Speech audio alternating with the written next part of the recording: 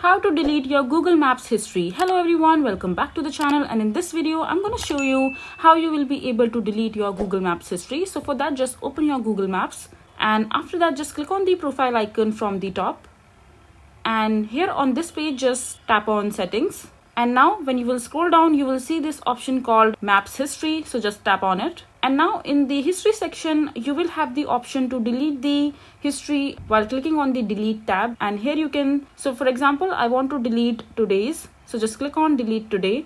And then as you can see that my deletion is complete, so just click on OK. You can also go ahead and set the auto delete option in your Google Maps. So for example, it has by default set to 18 month, so you can choose by 3 month or 36 month according to your needs. So for example, I'm choosing 3 months right here, so just click on next, and so just click on confirm. So this is basically how you will be able to remove your Google Maps history. I hope you find this video to be helpful. So that is it for this video. If you find this video to be helpful, make sure to hit that like button and don't forget to subscribe to our channel for more such informative videos, and I'll see you the next time.